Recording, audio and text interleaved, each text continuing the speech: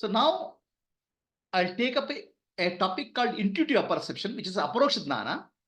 And after that, I'll take something called experience. Intuitive apperception.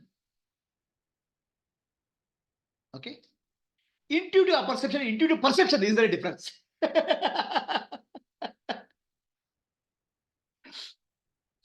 Okay. Intuitive apperception is called Aparoksha Jnana. Intuitive perception is Paroksha Jnana. Everything has to ultimately be intuitively. Ultimately, I am seeing you. You are an object. So, intuitive perception. I am body, intuitive perception. I am mind, available to conception, intuitive conception. I am, intuitive perception, intuitive apperception. Who is that I am? Intuitive apperception. It's called Aparoksha Jnana. Ultimately, everything has to be related to I am, no? Somewhere you have to relate to I, no? Otherwise, it's nothing, no meaning. The I am is what relates to everything. Object, perception, or subject, conception, or pure awareness, Brahman. So I am is the gateway. That's why I am the door. People, I am the gate. I am is the gate. People think that, okay, Krishna Bhagavan is the gate. So Krishna Bhagavan will run to Krishna Bhagavan. He is saying, I am gate. Aham. I am the way. I am the door. So here we have to use the word properly, English language. I am is the way. I am is the door. Otherwise, you'll think the person is the door. Where is the door? No door. So, intuitive apperception, aparoksha anubhuti in Kannada. So, we have 5 sense organs: eye, ear, nose, tongue, and hand. These are 5 sensations: touch, sound, smell, taste, and form. Rupa, rasa, sparsha, shabda, gandha. Now, all of them are trying to figure out what is out there. None of them can figure out what is there out there. What is out there is Brahman, formless reality. So these 5 sense organs are trying to figure out what is the Brahman. And none of them will agree.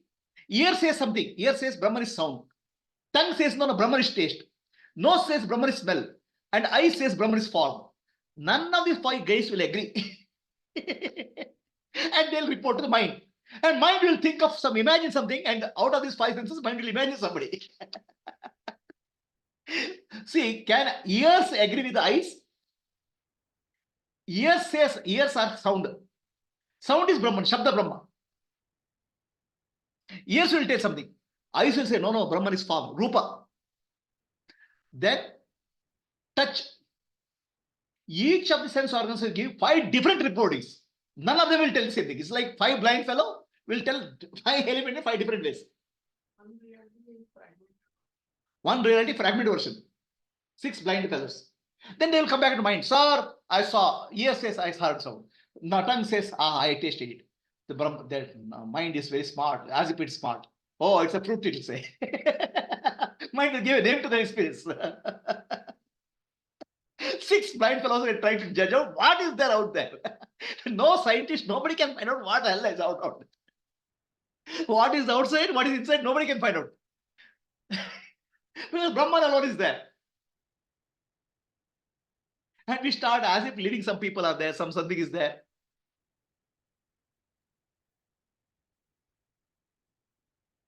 So any experience, when you call it experience, it involves one of the 5 sense organs, all of the 5 sense organs. Touch, sound, smell, taste, and form is called experience, right? Do you call something else as experience? Experience means what is available through sense organs or something through mind. I'll remember something. Oh, this is my experience. Sense organs on the mind is what we call as experience. This is clear? Is there something else called experience? So the entire body is filled of experience. Yeah, body is a field of experience. Largest experiencer in our body is skin. Largest sense organ in the body is skin. Kshetra. Body is the kshetra. Experience, field of experience. No experience is possible outside the body. You see the star is also experienced in the brain only. The entire world is experienced in the body only. Body is the kshetra, field of experience. Right? So, in any experience, there's threefold split. Now, here I'm speaking of painter. The experience can be only experience through sense organs or action, the doer. The painter, painting, and picture. The three things are there. Threefold split is there. The painter, painting, and picture. In any experience, experienced, experiencer, experiencing. Three things are there. Right? Threefold. Any experience has involves three things. Subject, object, and what connects subject and object. So there's a person, he's sitting, he's a painter, and there's a picture there, and he's painting. So anything you can describe in three terms. True. So a reality, what we call as reality, is absolute reality, supreme consciousness, Parabrahma. And Parabrahma is unconditioned experience. Everything is a conditioned experience. Unconditioned is no duality. The duality brings the condition, no? See and seen. There is no subject, no object. Unconditioned experience is called Parabrahma. Non-dual. You can't call it as experience, non-duality. It's an unconditioned experience. Everything is a conditioned experience. Right? You have to use the same consistent language. Otherwise, you'll say beyond experience, you won't understand. Deep sleep comes under unconditioned. No. Deep sleep also conditioned. As long as I'm sleeping, there's a bliss.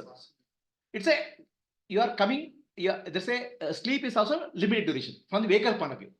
But in reality, supreme reality, Parabrahma, no time, no space, and no objects.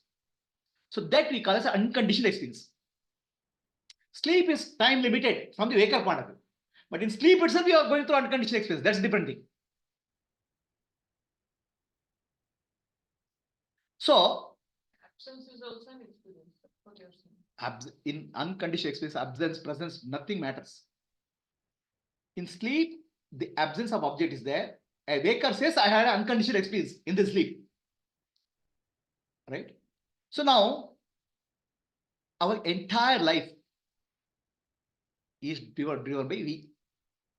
So, you see, now all politicians will say we. Everybody will do like this, victory. Actually, we means vasanas.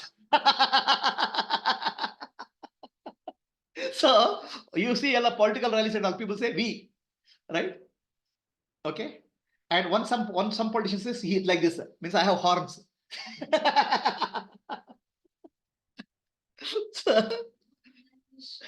So everybody shows like this, no? You see no election rallies and all. We says victory, we say actually is we is vasana. Our entire life and entire society is driven by vasana. Vasanas will become expression and expression become impression. That's all life is. This is completely mechanical, automated process. Vasanas will become vasana and samskara will become expressed and they'll become impressions. Expression, impression, expression, impression. Life is a cycle like this. Expression, impression, expression, impression.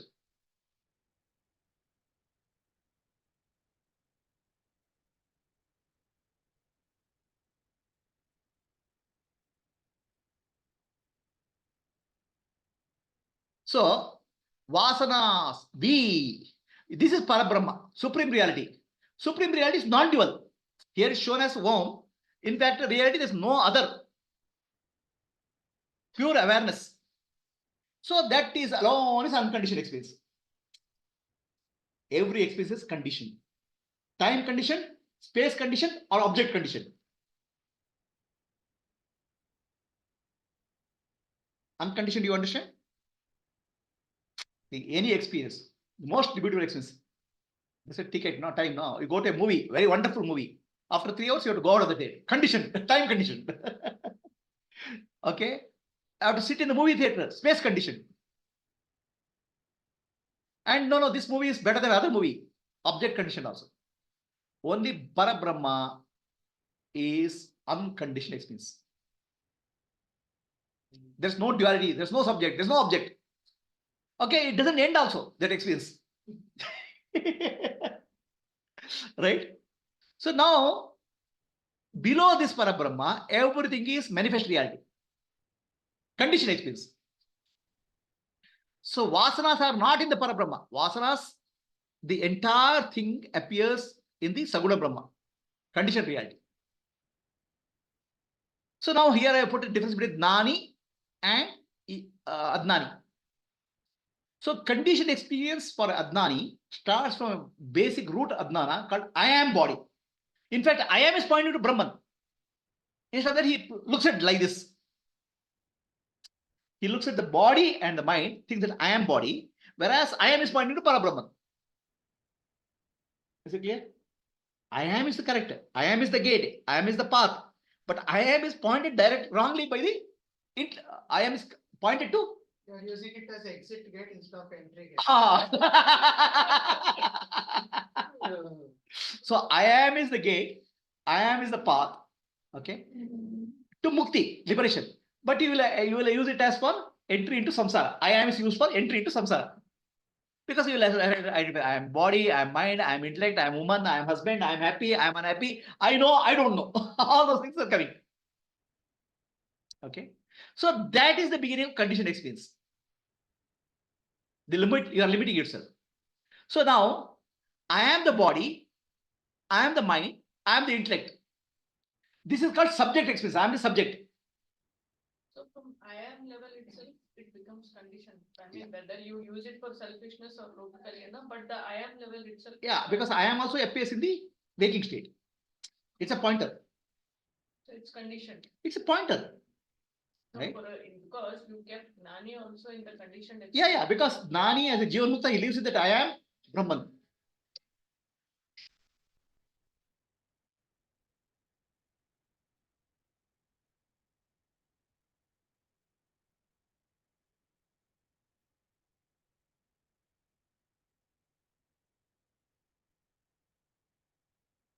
Okay. So now conditioned experience starts here. Conditioned experience is called Saguna Brahma.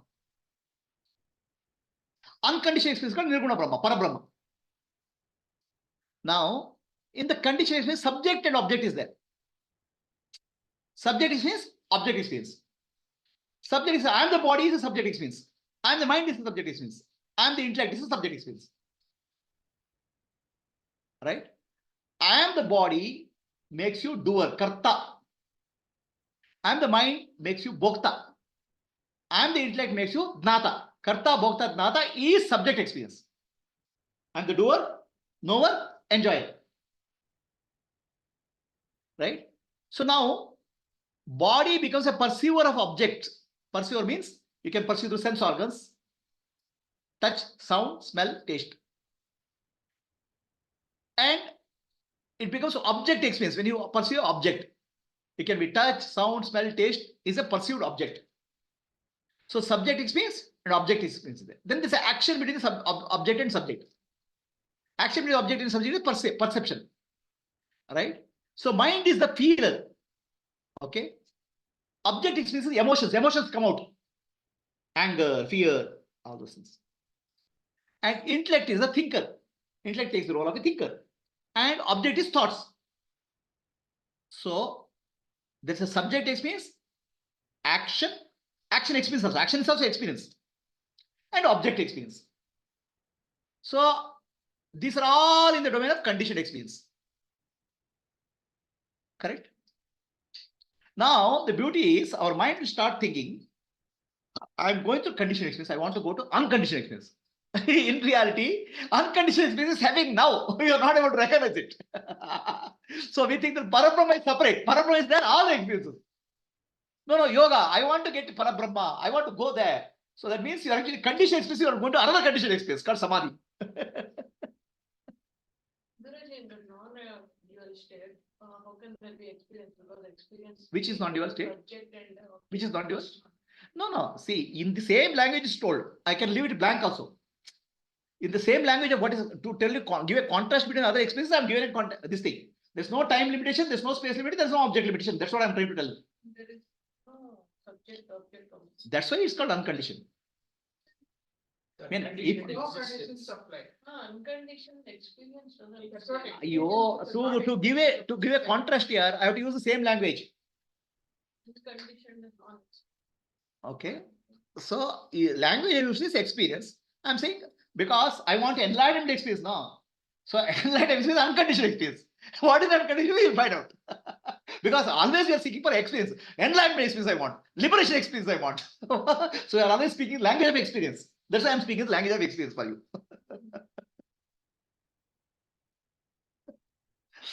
Right? So a gnani is I am body and all his vasanas selfish driven.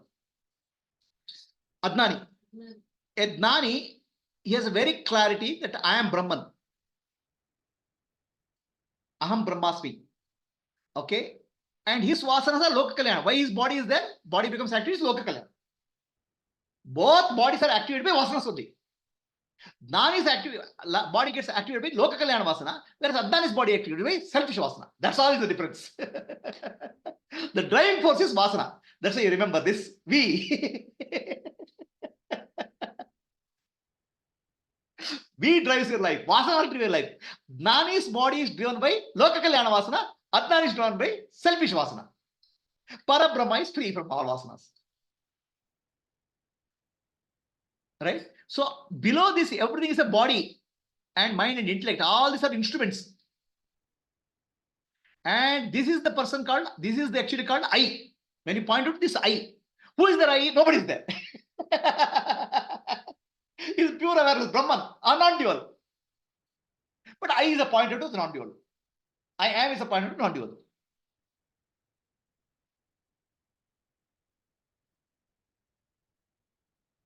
Clear? And here, vasanas and samskaras become impression and expression. Cycle, it goes on and so on. This is called punarapi jananam, punarapi maranam, punarapi janani, generation. We keep on going. Why? Because you have identified that I am the body, I am the mind, I am the intellect. I am is identify the object. I am is identify pure subject, you are free. You are identifying I am with the pure subject, therefore aham brahmasmi. I am that I am is pure I am, pure I. Right? If you identify the object, you are in samsara. If you identify subject, you are in nirvana, mukti.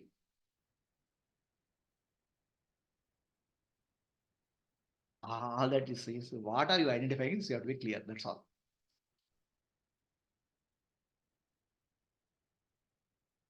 Simple, nothing else is just your identification.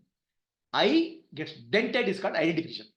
I without denting is called liberation.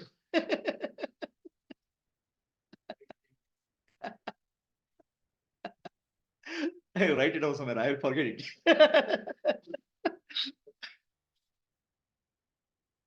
Is it clear? So now, in any experience, there is a triputi. There is a seer, seeing, and seen. This is called threefold split. Drak, drashya, and the connection between Drak and drashya. Right?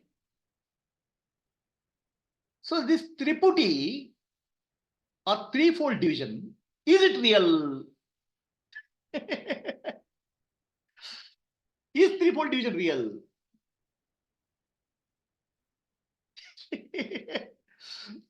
I'll tell you. Huh? That is mithya. No, triputi is mithya. Triputi is mithya. I mean, let us say, you are in a dark room. Okay, listen carefully. You are in a dark room. Can you say you have eyes? Can you tell that there is eyes? Eyes, presence of eyes is known only when the object is there. You don't know whether you have eyes or not. So presence of eyes is possible when the object is there. That means eyes and object appear together. Light means object, yeah, some object. Listen carefully. When you are in a dark room, okay, you are born in a dark room. Will you ever able to find out I have eyes? You cannot see anything, no. If you cannot see anything, you can't know whether they have eyes or not. If you can't know your eyes or not, the eyes are as good as absent. That means eyes and seen, seer and seen appears together.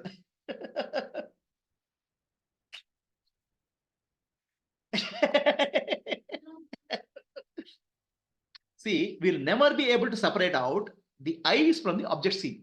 That's true for any sense organ. Let us say you are put in a chamber where there's no sound is coming. Let us say you are born in a chamber where there's no sound is coming. You will never know whether you have ears or not. You may touch and feel some instrument is there, but you will never know ears are there or not. Ears are there is known only when the sound is there. That means object and subject appear together.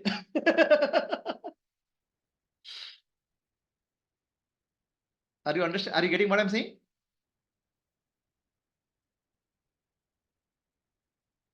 Subject, we have a subject, experiencer, and object, experienced.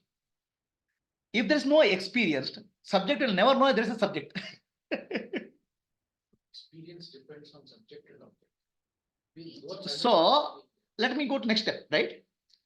What connects the subject and object is the experience. So there's no triputi, subject and object is not there, only experience is there. Triputi is not there, only one experience is there. Are you getting the logic? So we have a threefold division: subject, object, and experience. That is created by our mind, intellect, our computer. In reality, only experience is there because experience comes to the subject and object. In experience, subject and object is both are there. Got it? The subject and object is name given. In reality, subject and object appear together.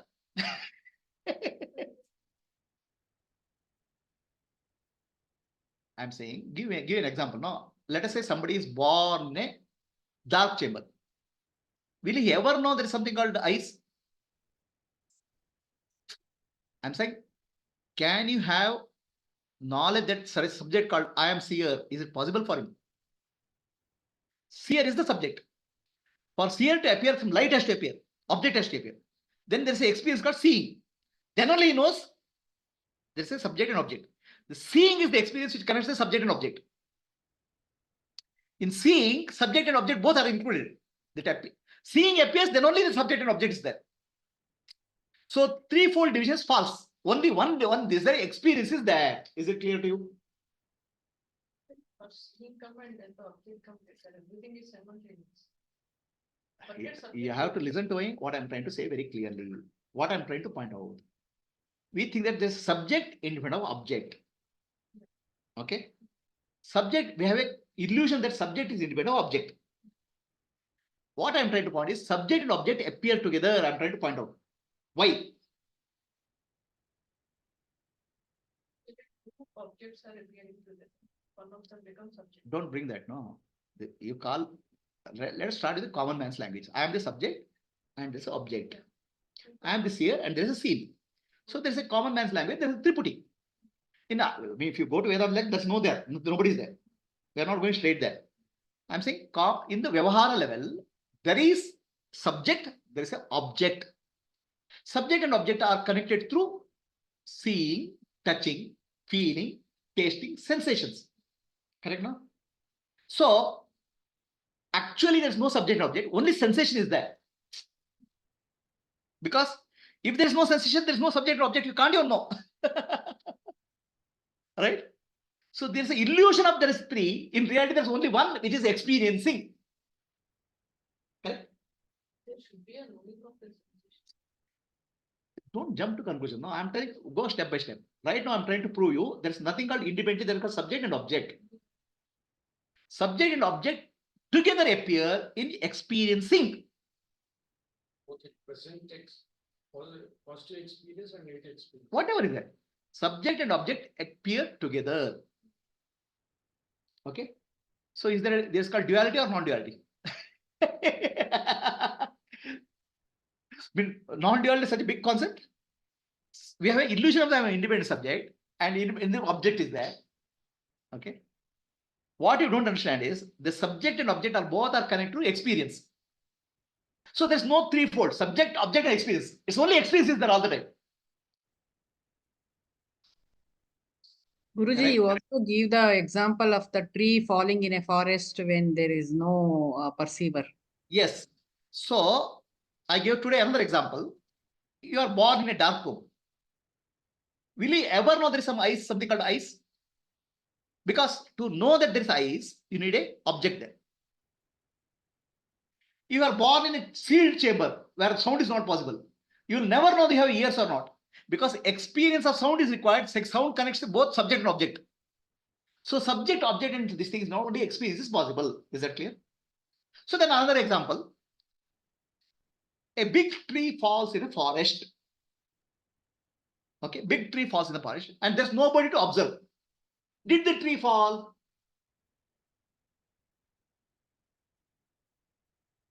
Tree to fall, there is a subject required to experience. But subject and object come together. There's an experience of tree falling is there. Then only tree falls. So tree didn't fall. Right? A conscious entity is required. At the same time, an object is required. Then only is possible. So is consciousness separate from the object? That's why all experiences, there's nothing called object experience. All experiences rise and fall in consciousness. Objective experience. Neither there is subject. And mark my word very carefully. Subject, object I have dropped. There's only experience which rise and fall in consciousness. I'm not using subject, object also now. And all experiences are temporary. Because they are temporary, they are mithya. Then what is the experience which all the time is there? Knowing is there. Knowing is the experience all the time is there. In the presence of experience and the absence of experience. Knowing is the only real experience all the time. And knowing is Brahman. Now where is your problem? All the time Brahman only is there. Huh? Where am I to have a problem? In the whole picture, we are not there. Tripudi is mithya, unreal. What is the meaning of mithya? Rises and falls. Understand? What appears and disappears is called mithya. Right? Sound appears and disappears. And with the sound, object also appears and disappears.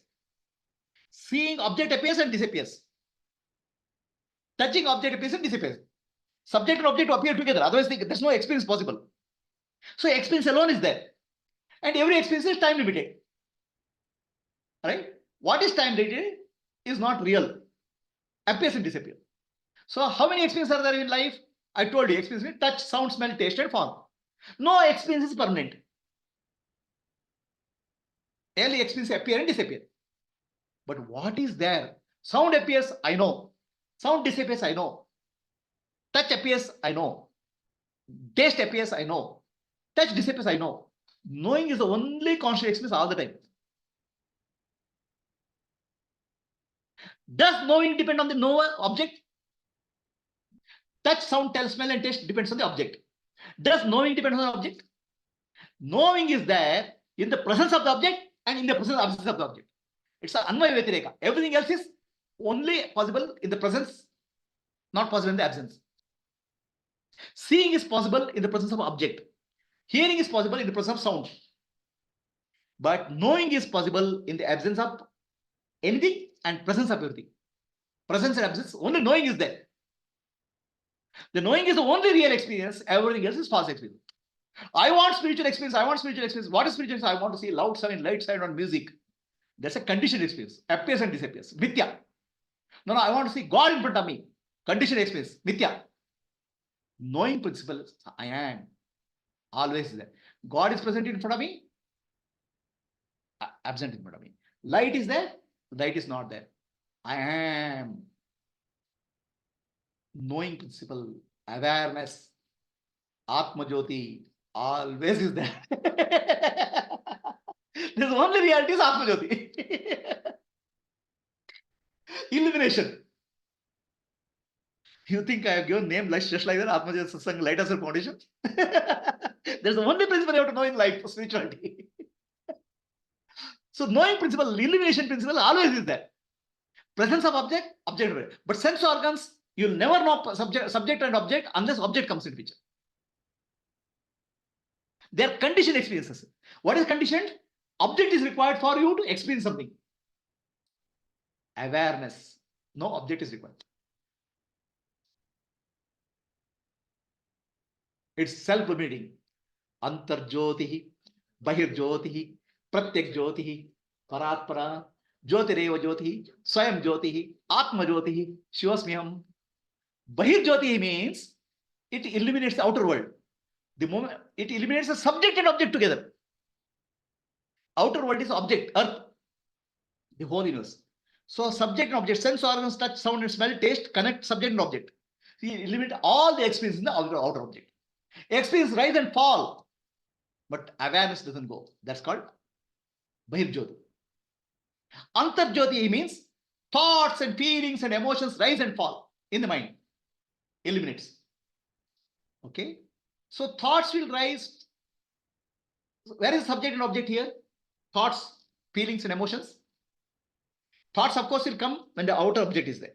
But inner, let's say memory. Memory is the object. Okay. So memory and one who recalls the memory. Subject is ego. So subject object is there. Subject object is eliminated by in the process of thinking. Feeling. Experiencing is eliminated by the Antarjyoti. Pratyak Jyoti. There's nothing is there. No experience is there. No experience also eliminated by Pratyak Jyoti. So that's why it's unconditioned experience. Atma Jyoti is the unconditioned experience. You have taken very lightly this Atma. Some name is given like corporation name. It's not like that. It's a fundamental reality. Absolute reality is called Atma Jyoti. This Pratyak Jyoti and Atma Jyoti are same. Atma Jyoti only eliminates the outer world. It's called Bahir Jyoti. Eliminates outer, it's called When it eliminates the perception, it's called Bahir Jyoti. When it eliminates conception, it's called Antar Jyoti. When it eliminates nothing is present, is called Pratyak Jyoti. when it eliminates the intuitive. When it eliminates, nothing is there. Nothing is there is deep sleep. It's called Pratyak Jyoti. Okay. When it illuminates, and that's called Param Jyoti, Paratpara, because it is light beyond all lights, non-physical light. All the physical lights are conditioned. Subject-object duality is there. And it's Swayam Jyoti. All lights will require on and off. Atma Jyoti doesn't require light and on and off. These three have subject object duality. No. No. Antar Jyoti, Bahir Jyoti, Pratyak Jyoti, no subject object is there. It always eliminates light. But because it's eliminated outer world, it's called Bahir Jyoti. That's what you're saying, outer and inner. That's for your language, yeah. You have outer and inner. Atma Jyoti has no outer and inner. Atma Jyoti alone exists. Where is the outer and inner for that? For Atma Jyoti, nothing else exists. For your language, you have a subject object experience. I'm saying outer experience is called perception is eliminated by Bahir Jyoti. Conception is eliminated by Antar Jyoti. Intuition is eliminated by Antar Jyoti. Nothing is present is called Pratyak Jyoti. And that is Paratpara, supreme light. Param Jyoti. And it is self-luminous. Every other light is on and off. Have you taken the Atma Jyoti, which is light? Have you taken it so lightly? Since Guru has no business, he kept on calling Atma Jyoti. He doesn't know anything else. It is the light. Don't take it lightly. Atma Jyoti is the only realization is possible. It is the Param Jyoti, supreme light.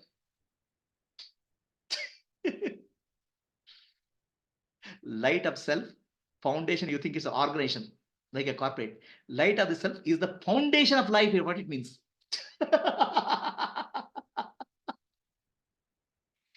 It is the foundation of whole existence. You see here in this picture?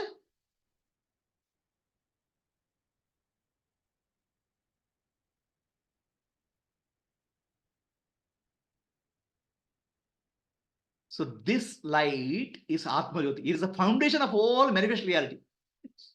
When I say light as a foundation, you think it's some people are coming together. Light as a self foundation means this one. It is the foundation of life. This is the Atma Jyoti.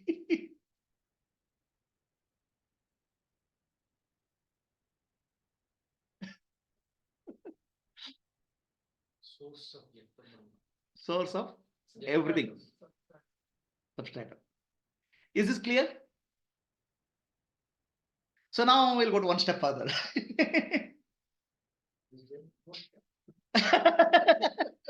So, any experience has, I'll explain this way. Okay. Any experience rises and falls in conflict. There's no subject and object experience. There's no subject and object. Experience rise and fall. Is it clear? How a wave rises in the ocean and comes back. Nothing happens to water. Nothing happens to Atma Jyoti. In the Atma Jyoti, experience rise. What is the experience we call it? Touch, sound, smell, taste, and fall. And thought. Rise and fall.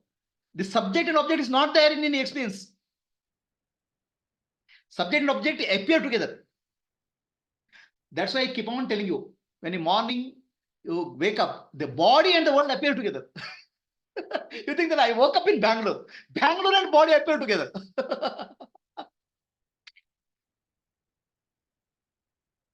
What kind of illusion you live? That's why it said, when Shishya is ready, Guru appears. Shishya and Guru, readiness of Shishya and Guru appearance is simultaneous. It's not that Shishya will find Guru or Guru will find Shishya. When Shishya is ready, Guru and Shishya appear together because that is the relationship appears together. The subject and object are connected through experience. Experience only rises and falls. There's no triputi, there's no threefold division. Only one thing is there. Experience. All experiences are mithya, appearing time. Only experience real satya is awareness. What are you looking for? Enlightened experience. All enlightened experiences are mithya. Only experience possible is awareness, knowing principle. That's only satya, and that's all the time it's there. How will you get it? In any experience, you have to get it. That's called presence and absence. Anvaya Vyatireka, you have to find what is there. Awareness. That's what is your nature. And very simple point is called Atma Jyoti. Done. And how I have to find is in the foundation.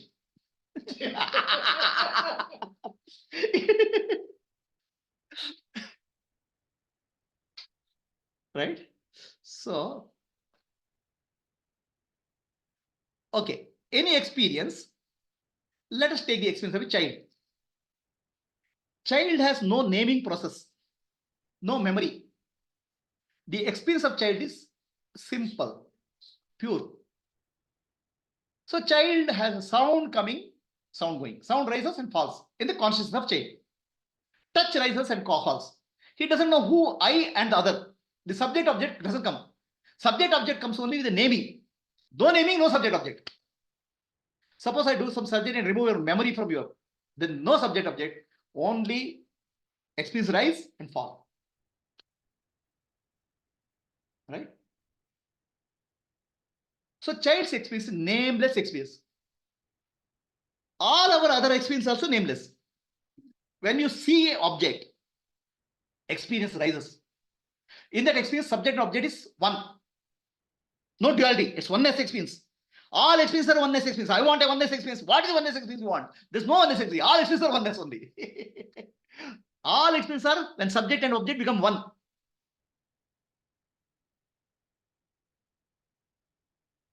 Understand? Your life is only full of oneness experience. That oneness experience is called Sayujya.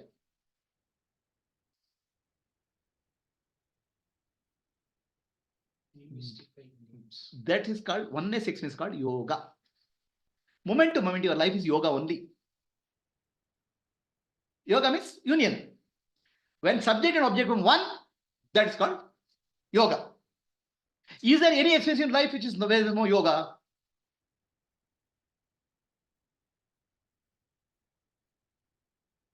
Yoga is oneness. Roga is naming of that oneness. You start naming it. Any experience begins with the yoga. Means union. Subject and object become one. That's called experience, such touch, sound, smell, taste, and form. Immediately, the attention shifts to mind. When the attention goes, there's experience. Attention goes to object, there's experience. No subject, no object. The attention shifts to mind to name that experience, subject and object. So naming cuts the experience. Now, Dondanayaka appears. I only had this experience. Ego comes and claims that I only had the experience.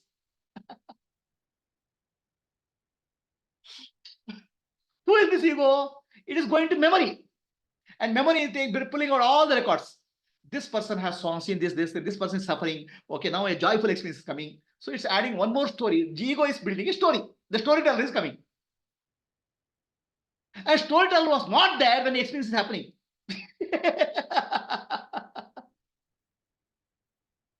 The doer is not there when doing is happening. The thinker is not there when thinking is happening. The seer is not there when seeing is happening. Toucher is not there when touching is happening. Smeller is not there when smelling is happening. Only after that they are coming and claiming. Only claimer comes after that. The claimer is the ego. What kind of false life we are living?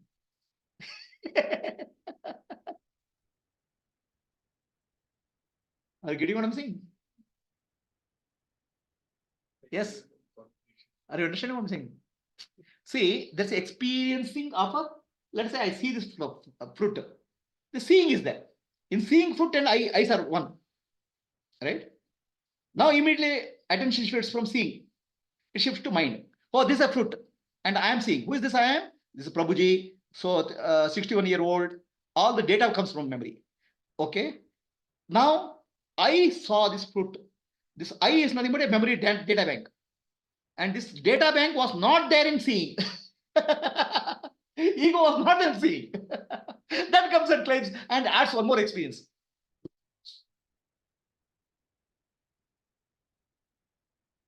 So you want to collect experience in all of your life. You want to collect enlightenment experience also. What nonsense is this? Enlightenment experience is not another collection. Ego wants one enlightenment experience also to its degree. Like I want a BA, LLB, MBA, some 10 degrees. No, I want enlightenment experience also. You cannot add enlightenment experience to your biodata. Ego cannot add. If ego is there, enlightenment experience is not there. If ego is there, enlightenment ego wants one more experience also. I want enlightenment experience. No, ego wants I want oneness experience. When oneness experience is, the ego is not there. When ego is there, oneness experience is not there.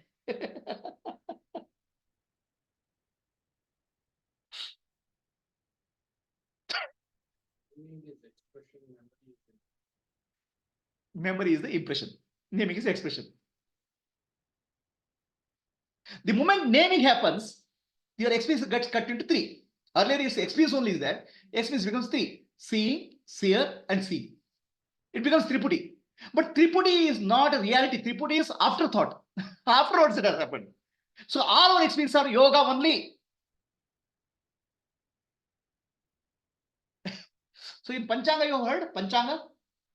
5 aspects of Tithi, Vara, Nakshatra, Yoga, Karana. Tithi, Vara, Nakshatra, Yoga, Karana. Yoga means moment to moment you live in oneness. It's called yoga. People think it's a Panchanga means something to refer. Tithi, Vara, Nakshatra, they refer to stars. And you live in yoga. And you live in Karana, means doing. Tithi refers to, yoga means experiencing. Karana means doing. Doing and experiencing, there's no duality. In the world, which is the three. So, Tithi, Vara, Nakshatra. Tithi, Vara, Nakshatra refers to external world. But your life is yoga and Karana. Yoga means oneness. Karana means doing. That is the ego here. Enlightened action. Enlightened action. That's called Panchanga. See the time, Panchanga means 5 aspects of time. 5 aspects of time. Right? Tithi, Vara, Nakshatra. They are external events. Finally, your experience as a subject. Yoga and Karana. Yoga means oneness and Karana means doing. There's no place for ego. These two are not related to time, right? Yoga and Karma. For you, we have a time. For your concept, you have a time. Okay, I want to do this at exactly right time. What is Shubha Muhurta? Shubha Yoga. Right? You have a concept of time. But Panchanga in reality tells there's no time. You are living in timeless. You are living in yoga all the time. But still you want to have time, they'll give you time. Karana means doing. There's no doer, only doing is there.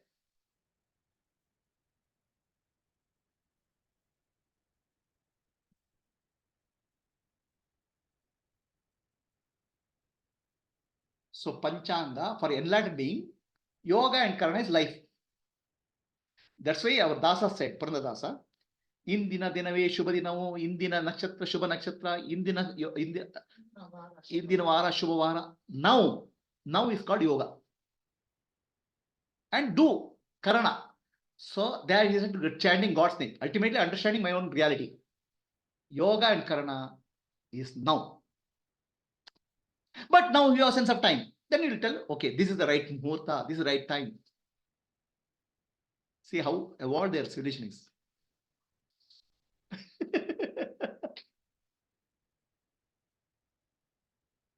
Okay. So for a child, all experiences are nameless.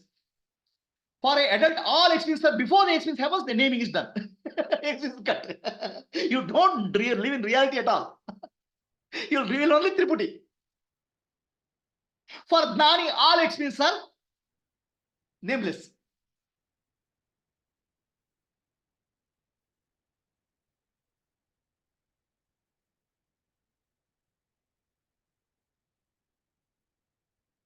So basically, for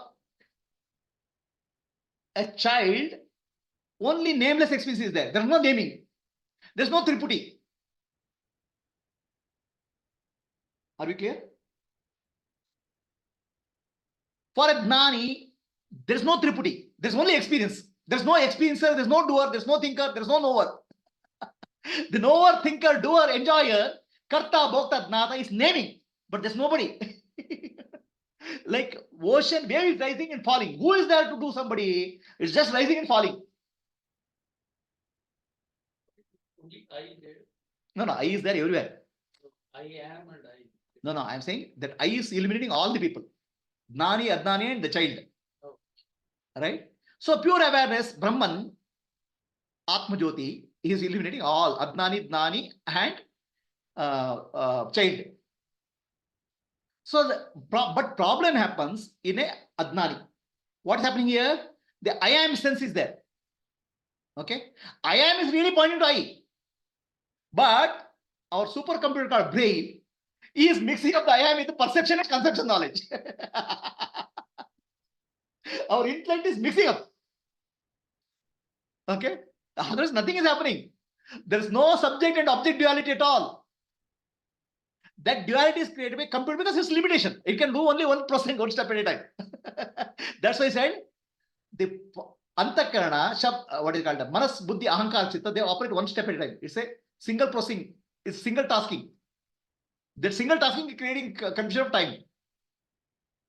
It's not multiple tasking, multitasking. One thing at a time. It's not simultaneous, you mean? It's not simultaneous. So that's where the sense of duality is created. So when I'm thinking, my intellect is not working.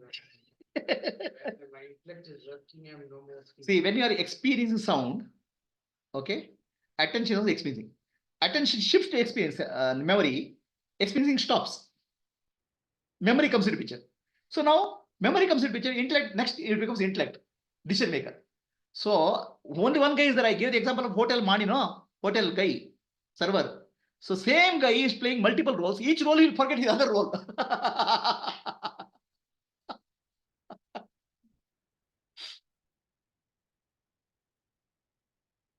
So this superimposition is happening in the intellect. Rope is confused as snake by the intellect. Snake is coming from memory. Rope is the present moment. All experiences are in the present moment. So all our experiences, whether fruit or vegetable or flower or music, everything is in the present moment. There's no naming. The moment naming comes, threefold division comes, Triputi. And when threefold division is there, there's no experience.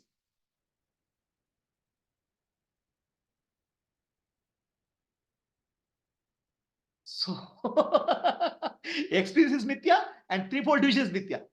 Only Satya is awareness.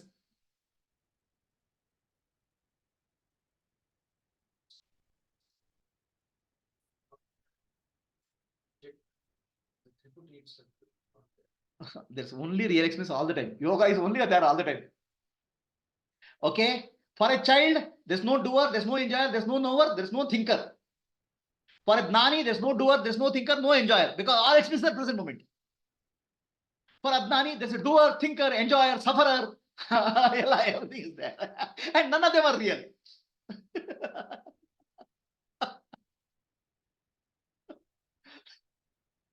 They are all conceptions, superimpositions.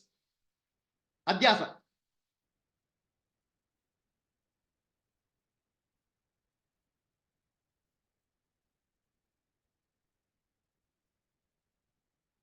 So all experiences rise in the ocean of consciousness. They rise and fall like waves rise and fall. There's no doer, there's no knower, there's no enjoyer, the knower, doer, enjoyer is coming because the mind, naming. A child has no naming. It's only the child is programmed to do the naming later by the society.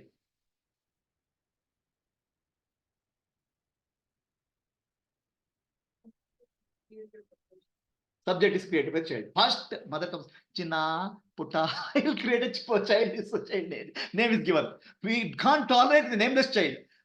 So within 11 days, we have to give a name to the child. Somehow we have to bring it to the world.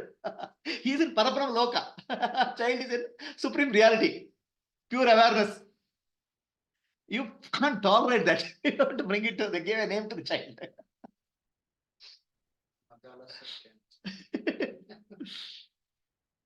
So basically, the knowledge or the intellect has a perceptual knowledge, conceptual knowledge, and intuitive. All these things get mixed up in the intellect because the intellect is not able to discriminate.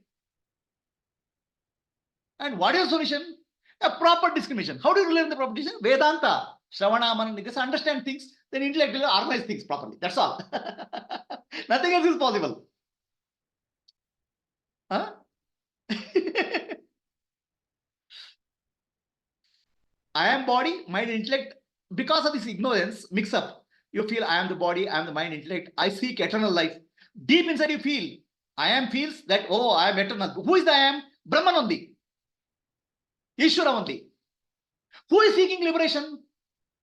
Ishvara only is seeking liberation through you. Shiva has taken the form of Jiva. Shiva is seeking liberation through Jiva. You think that I am the ego finding liberation. How? What stupidity. Ego doesn't exist. Ego has no real existence. Ego is based on the memory only. God only is functioning through you. God only is doing sadhana through you. God only is making things work through you. God only is functioning through all of you. And God only is seeking liberation through you. You are just the instrument.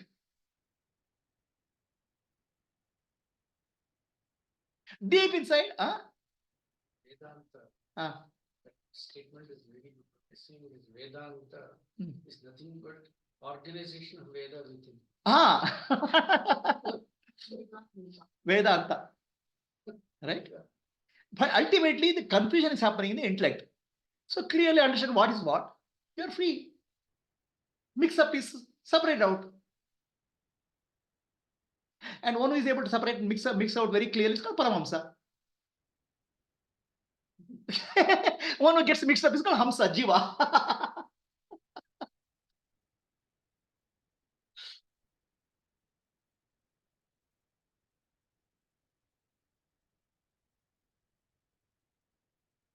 See, the Jiva or ego has no existence at all, real existence. It's only based on memory.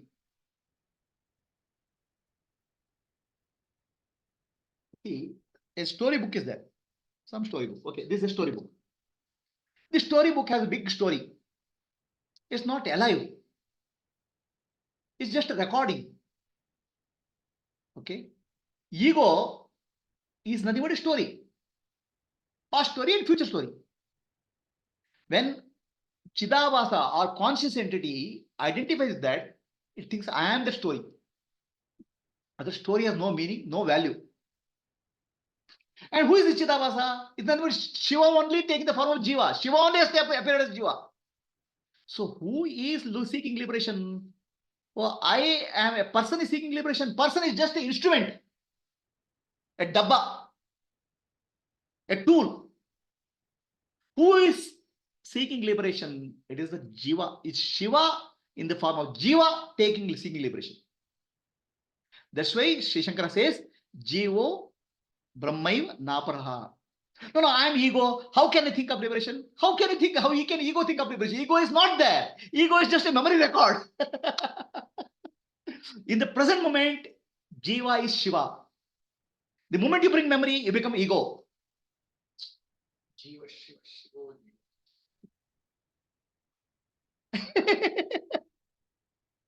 Who is seeking liberation? Shiva is feeling uncomfortable in the present moment. Limited. Okay. Why is limited? Not in the experience. In the experience, there's always oneness. Shiva and Shakti become one in all experiences. The moment memory comes in picture, ego comes in picture, there's a limitation comes in picture because Tripudi comes in picture. The Shiva, who is taken the form of Jiva, feels very uncomfortable. Limitation is there. I want to get rid of limitation because Shiva knows he is infinite. Sat Achit Anand Swarupa. That's why there's a deep craving in all of us. What? Eternal life. I want to live forever. Repair the body, repair the mind, repair everything what is possible, repair husband, repair wife. Somewhere I have to prolong my identity. Because my identity I confuse with the body. The confusion is happening with the intellect, mixed up. The computer is missing, misbehaving. So that's why instead of trying to find out who am I, it tries to repair body. Go to the doctor, go to surgery, do something. Bodily existence you are perpetuating without realizing that I am is already eternal life. Then you want infinite knowledge. Oh, I want to study this, I want to study that, I want to study that, I want to study that. The computer for ego, knowledge means accumulation of data. For Shiva or Paramatma, knowledge means I don't have to know anything. Because everything is all Atma only. Any knowledge is limited. So I am infinite. I have nothing to know. Is infinite knowledge. So that we are seeking for infinite knowledge, but we think that by acquiring 10 degrees, reading 10,000 books, I'll become more knowledge. Doesn't work. That's the trick of the ego. For ego, knowledge means reading, accumulation. For Brahman, knowledge means there's nothing else. Nothing else is there. What I have to know? Nothing. That's called Sarvatmatva. But we have a concept of Sarvatmatva means, oh, he knows everything. In fact, he knows nothing is called Sarvatmatva. Then we have a concept of bliss, Ananda. I'm unhappy because I'm limited. My nature is Ananda. So I seek on constantly seeking happiness. And all happiness comes to getting something, subject. Yes, getting something is subject, object becomes one. But happiness doesn't come from objects. It becomes yoga. If you are able to experience moment to moment like a child, then you are always in ecstasy. Are you able to do that? Or you fall back on memory, bring Tripudi. So Sat Chit Ananda is deep intuitive knowledge for all of us. But we are seeking the outer world, which is Mithya. So you are Brahman, you know deep intuitively. That's why you are seeking. And who is seeking? Shiva only is seeking. You think I am seeking. I, the personality, is seeking. How? In enlightenment, there's no personality. In fact, now also you are not a person. So all that you have to realize is Nanu, Nanembudu, Nanalla, Ideha, Manabuddhi, Nanalla, Sachidanandatma, Shivanannani, Shivoham, Shivoham, Shivoham. Too many sentences, no? Just say, I am Atma Jyoti. Finished.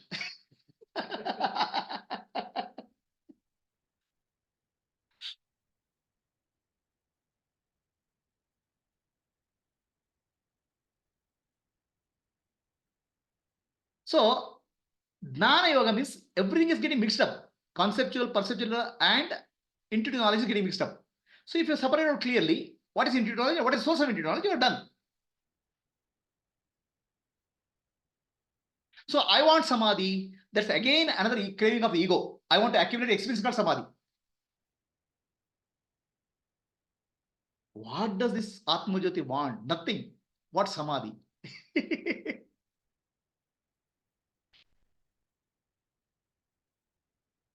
So, This whole process in Vedanta is called neti, neti, neti. By describing what is not, what is manifest. Manifest is all conditioned.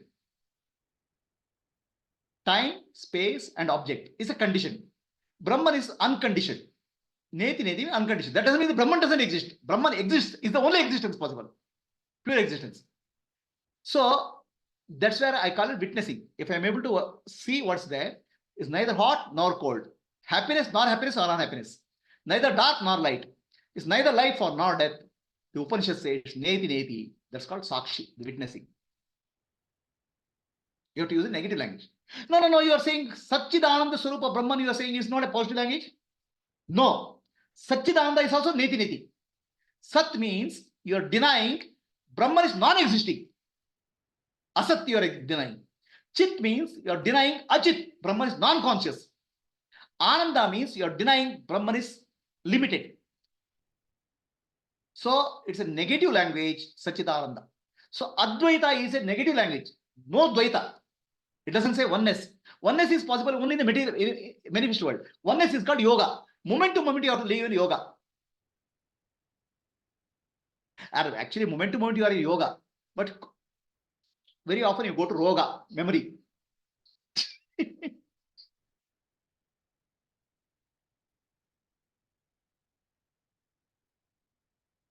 So, shall we meditate for some time? Okay. Anybody has a question so far? After meditation, we'll do the question answer.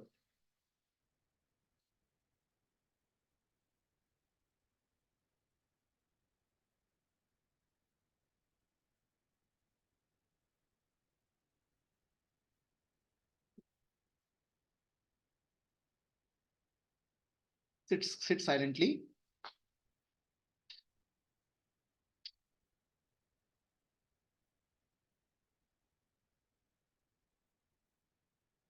When we say experience, experience is touch, sound, smell, and taste, and form.